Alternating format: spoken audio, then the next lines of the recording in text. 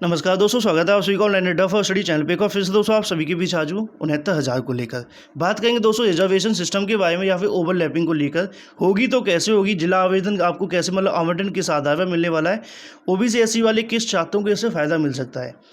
अगर सुबह की न्यूज़ को देखा जाए तो उसके अंदर आपको देखने के लिए मिल रहा है कि जो ओवरलैपिंग है वो ख़त्म हो जाएगा, लेकिन ख़त्म नहीं होगा। ओवरलैपिंग तो होगा, ठीक है ना, ओवरलैपिंग तो होगा, लेकिन किस आधार पर होगा ये आपको समझना पड़ेगा, क्योंकि उस न्यूज़ के अंदर आधी जानकारी दे दी जाती है। उसके बाद से लोग उसको सोशल मीडिया पर ट्रेंड कराने की कोशिश करते हैं और बाद में दिक्कतें देखने के लिए मिल जाती हैं, ठीक है ना। तो किसको होम डिस्ट्रिक्ट मिलेगा, किसको अदर डिस्ट्रिक्ट मिलेगा, इस ऑर्डर के आधार पर किस तरीके से होगा वो मैं आपको समझाऊंगा इस वीडियो के माध्यम से। तो वीडियो को लाइक एंड शेयर करना बिल्कुल ना भूलें और साथ में चैनल को सब्सक्राइब कर लें, बेल आइकन को दबा लें, जिससे कि आप सभी को लेटेस्ट वीडियोज़ के नोटिफिकेशन मिलते हैं। चलिए दोस्तों वीडियो शुरू करते हैं। ज़्यादा जानकारी का आप सभी टेलीग्राम चैनल ज्वाइन कर सकते हैं, लिंक आपको वीडियो की डिस्क्रिप्शन में मिल जाएगा। सबसे पहले मैं आपको एक पॉइंट यहाँ क्लियर करना चाहूँगा।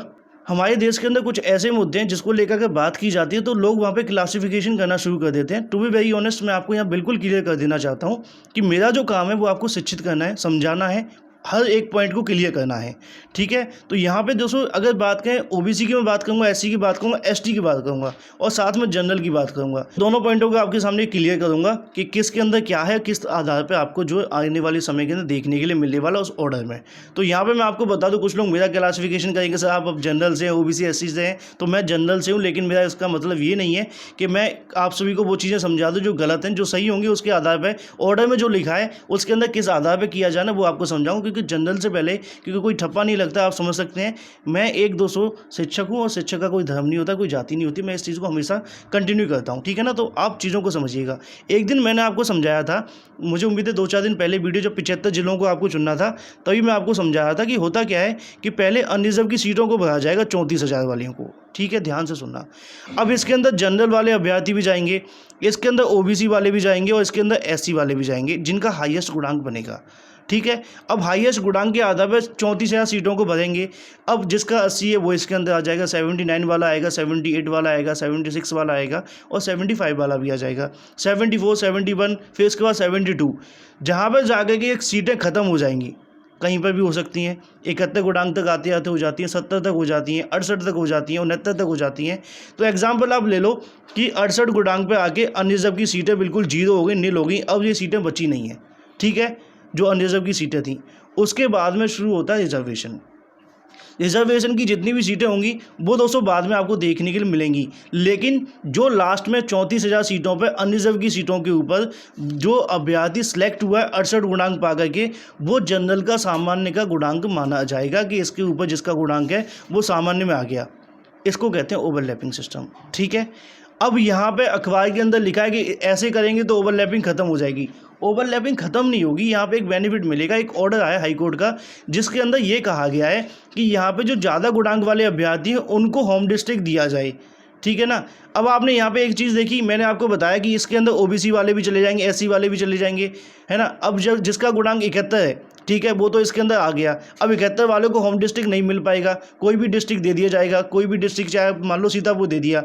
अब 71 गुणांक पर सीतापुर मिल गया तो कहीं ना कि वो सोचेगा मुझे ऐसा क्यों हुआ, लेकिन मैंने आपको प्रेफरेंस के अंदर बताया था कि आपको अपना होम डिस्ट्रिक्ट ही डालना है, ठीक है। लेकिन अब ओबीसी वालों की हम बात कर लेते हैं। जब ओबीसी का रिजर्वेशन शुरू होगा तो उसका गुणांक आप मान लीजिए कि 67.9 से शुरू हो जाएगा ओबीसी का, ठीक है। अब ऐसे में ओबीसी वाले जितने भी अभ्यर्थी होंगे उनको तो यहाँ पर जो प्रेफरेंस पहले नंबर पर दिया होगा 67 वाले को, उसको पहले वाला मिल जाएगा। तो इस केस के अंदर जो जनरल में ओवरलैप करके गया है उसका गुणांक भी ज़्यादा था, है ना। वो जनरल के अंदर जा करके उसने सीट तो ली, लेकिन सीट मिलने के बावजूद उसको होम डिस्ट्रिक्ट नहीं मिल पाया। तो सिंपल चीज़ अगर को समझे हम, उस ऑर्डर के अंदर ऐसा लिखा है जिसकी हाई मेरिट है उसको होम डिस्ट्रिक्ट दिया जाए, जिसकी हाई मेरिट नहीं है उसके लिए अदर जिला आवंटित किया जाए।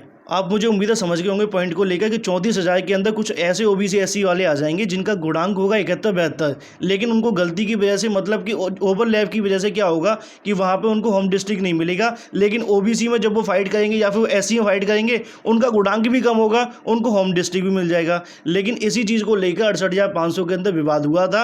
अभी जिला आवंटन को लेकर जो ऑर्डर है उसी को लेकर मैं बात कर रहा हूँ। उसके अंदर लगातार ऐसे अभ्यर्थी हैं जिनका गुणांक बहुत अच्छा था, लेकिन उसके बावजूद उनको जो होम होम डिस्ट्रिक्ट नहीं मिला था। ठीक है, अब कई लोग ये कहते हैं सर मुझे बता दो मैं कैसे 75 जिलों को चुनूँ जहाँ से मुझे होम डिस्ट्रिक्ट मिल जाए, क्योंकि उसी के आधार पर हमें होम डिस्ट्रिक्ट मिलेगा। बिल्कुल नहीं मिलेगा, आपकी मेरिट के आधार पर मिलेगा। मेरिट के अंदर मैं आपको बताता आया हूँ कि आप अपने पास वाले जिलों को डालिए जिससे कि आपको बेनिफिट मिल जाएगा।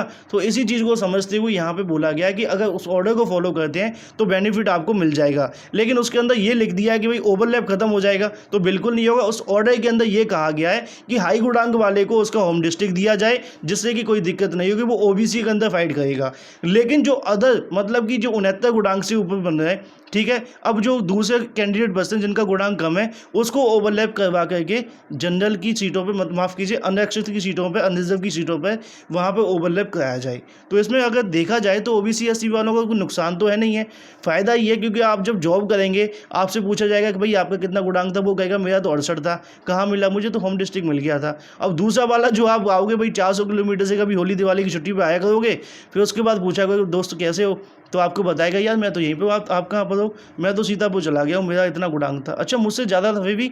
तो ये प्रॉब्लम वहाँ देखने के लिए मिल रही है। इस चीज़ को ठीक करने के लिए हाई कोर्ट ने कहा है कि जो हाई मेरिट वाले अभ्यर्थी हैं उनको होम डिस्ट्रिक्ट दिया जाए, उनको ओबीसी के अंदर अपनी कैटेगरी के अंदर फाइट करने के लिए बोला गया है। और इतनी डिटेल मुझे उम्मीद है कि आपके लिए बिल्कुल काफ़ी है, इससे ज़्यादा आपको समझने की आवश्यकता नहीं है। सेम 68,500 के अंदर हुआ है जब भी जिला आवंटन का केस चल रहा है। आप लोग देखते होंगे कि ये केस क्यों चल रहा है जिला आवंटन पर, इसीलिए केस चल रहा है कि वो चाहते कि हमारा गुणांक ज़्यादा है फिर भी हमें दूर क्यों भेज दिया गया। अब यहाँ पर आप देखेंगे, मैं आपको दिखा देना चाहता हूँ, नीचे आप आइए। अब यहाँ पर 2 है गाजियाबाद के अंदर, ठीक है ना, गाजियाबाद के अंदर तो 2 है, जिसका हाई मेरिट होगा उसको मिल जाएगा। अब ये सोच लो हाई मेरिट मतलब कि मेरा अगर एज ए शिक्षा मित्र की मैं बात करता हूँ उसका 80+ जाएगा। अब 80+ शिक्षा मित्र यहाँ पे चयनित हो जाएंगे, ठीक है ना। अब अगर आधार पर समझें कि ये सीटें सारी एसटी की होती हैं, तो एसटी वालों की सीटों के अंदर अगर देखें तो यहाँ पे उनका जो सेफ गुणांक होगा वो तो मतलब कि जितने लोग पास हैं उनको सारा मिल जाएगा। तो उसके अकॉर्डिंग यहाँ पे चीज़ें आपको देखनी पड़ेंगी, उसी के आधार पर सारा कुछ होने वाला है। तो मतलब मुझे उम्मीद है कि आपको चीज़ें समझ में आ चुकी होंगी, जो मैं आपको समझाने की कोशिश कर रहा हूँ कि ज़्यादा गुणांक वाले को होम डिस्ट्रिक्ट दिया जाना चाहिए, ऐसा हाईकोर्ट का ऑर्डर है। हाईकोर्ट ने ऐसा नहीं कहा है कि ओवरलैपिंग को ख़त्म कर दिया जाए, जो कि कल परसों ऑर्डर आया है, सिर्फ उसको लेकर मैं बात कर रहा हूँ। अब थोड़ा सा अच्छे समझने के लिए आपको यहाँ पे एक केस समझना पड़ेगा 68,500 वाला, ठीक है ना। इसे आप यहाँ पे समझिए, प्राथमिक स्कूलों में 68,500 शिक्षक भर्ती हुई। इसमें सामान्य वर्ग की कुछ सीटों की अगर बात करें, ओबीसी एससी एसटी के अभ्यर्थी चयनित हुए, क्योंकि उनका जो गुणांक था वो आप यहाँ पर देखने के लिए मिल जाएगा सामान्य अभ्यर्थी से अधिक या उसके बराबर था, तो उसके आधार पर अनरिजर्व कैटेगरी के अंदर उनका चयन हो गया था। परिषद ने सामान्य सीटों के चयनित अभ्यर्थी को सामान्य मानते हुए जिला आवंटित किया। इससे दोस्तों उन्हें मनचाहे जिले की बजाय दूर फेंक दिया गया, मतलब कि दूर उनको जो है चयनित हो गए। अब ऐसे में आप सभी को समझ लो जो मैं समझा रहा हूँ कि ओबीसी का 68 गुणांक वाले को होम डिस्ट्रिक्ट मिल जाता है, और उसी ओबीसी वाले को ओवरलैप करने की वजह से उसका जो गुणांक है वो अगर 72-73 है और उसको कम से कम 500 किलोमीटर नौकरी मिल जाती है, तो कहीं ना कहीं दिक्कत तो देखने के लिए मिलती है। इसी चीज़ को लेकर यहाँ पे पॉइंट जो है आपको क्लियर करने की मैं कोशिश कर रहा हूँ, ठीक है। तो इससे उन्हें मनचाहे जिले की बजाय दूर जिला मिल गया, नियुक्ति मिल सकी। इसी आधार पर दोस्तों भर्ती के शुरुआत में शिक्षकों का चयन के लिए 2 सूची जारी हुई थी। दूसरी सूची के अंदर कम गुणांक वाले अभ्यर्थी को आसानी से होम डिस्ट्रिक्ट मिल गया, और जिला आवंटन को हाईकोर्ट में शिखा सिंह और साथ में 48 अन्य ने चुनौती दी। इसमें मांगी थी कि मेरिट से जिला आवंटन किया जाए। न्यायमूर्ति प्रकाश पाड़िया ने 29 अगस्त 2019 को आदेश दिया कि यहाँ पे जो बताया कि मेरिट से नहीं बल्कि मेरिटोरियस, मतलब मेरिटोरियस का मतलब हो गया जिनके हाई मेरिट है उन अभ्यर्थियों को यहाँ पे आरक्षित वर्ग मानते हुए उनके वर्ग के अनुसार जिला आवंटित हो। तो इसमें गलत क्या है? तो यहाँ पे दोस्तों ये पूरा का पूरा मैटर है जो आप सभी को बताया जा रहा है। अब यहाँ पे दोस्तों लिख दिया गया कि हाईकोर्ट के अहम आदेश से खत्म हो जाएगी ओवरलैपिंग, तो ओवरलैपिंग खत्म नहीं होगी। जो सिस्टम होगा उसको यहाँ पे फॉलो करने की जो कोशिश है वो की गई है। कई अभ्यर्थी पहले भी मुझसे कमेंट करके पूछे थे, जब मैंने 34,000 वाला उनको बताया था तो उसके अंदर ऐसा देखने के लिए मिल जाता था कि कहीं ना कहीं ज़्यादा हम मेरिट वाले अभ्यर्थी को दूर के जिले मिलते हैं, जिससे कि उनको दिक्कतें होती हैं और कहीं ना कहीं उनके मन में ये चीज़ें भी आती हैं। फिलहाल तो सबके मन में यही होगा कि नौकरी मिल जाए कैसे भी करके, लेकिन बाद में थोड़ी सी दिक्कतें देखने के लिए मिलती हैं जब वो अपने घरों से बाहर होते हैं। तो मुझे उम्मीद है आप चीज़ों को समझे होंगे। अब न्यूज़पेपर्स के अंदर क्या होता है कि आधी अधूरी जानकारी को लेकर के डाल दिया जाता है, उसके बाद दिक्कतें देखने के लिए मिलती हैं। तो फिलहाल आप सभी आपस में लड़ो मत, क्योंकि 68,500 के अंदर भी ऐसा देखने के मिला था। बाद में बार बार मामला कोर्ट के अंदर गया, कोर्ट के अंदर जाकर के ऐसा देखने के लिए मिलता है, उसी के आधार पर जो ऑर्डर है वो देखने के लिए मिला है। तो इस चीज़ को लेकर दोस्तों मैं आप सभी को बता देना चाहता हूँ। इसके अंदर एक लाइन लिखी हुई है, आप यहाँ 3 पॉइंट देखेंगे इस आदेश के मायने क्या है, ठीक है ना। आप इसको देखो, फिर आपके जो अनिल भूषण चतुर्वेदी सर का क्या कहना उसको सुनना, ठीक है ना। तो यहाँ पे कहना है कि सामान्य वर्ग की सीटों पर अन्य वर्ग के अभ्यर्थियों को ओवरलैप कराने की व्यवस्था खत्म हो जाएगी, इन्होंने ऐसा बोला है। लेकिन आप समझो कि अखबार वाले न्यूज़ को 2 तरीके से आपके सामने रिप्रेजेंट कर रहे हैं, तो आपको यहाँ परेशान नहीं होना। कोर्ट के आदेश का इस भर्ती पर अनुपालन कराने का प्रयास होगा, मतलब उनकी जो कोशिश है वो की जाएगी कि यहाँ पे जो उस आदेश को लेकर लागू किया जाए। पहले अभ्यर्थी को सामान्य मानकर मांगे गए जिले में विकल्प देखेंगे। मतलब अगर अभ्यर्थी सामान्य पे हम मान रहे हैं, जैसे कि ओबीसी का 70 गुणांक वाला है, ठीक है ना, और जनरल का भी 70 गुणांक है। अब ऐसे में ओबीसी वाले को जो उसने डिस्ट्रिक्ट मांगा है, अगर वो उसको मिल रहा है तो ठीक है। यहाँ पे ये चीज़ लिखी गई है, आप ध्यान से सुनिए कि ओवरलैप होगा, मतलब इस कंक्लूजन को आप समझ लो यहाँ पे आ गए कि भाई ओवरलैप तो होगा, उसको सामान्य मान करके हम देखेंगे कि जो उसने जिला चुना है कि अगर उसको मिल रहा है तो ठीक है।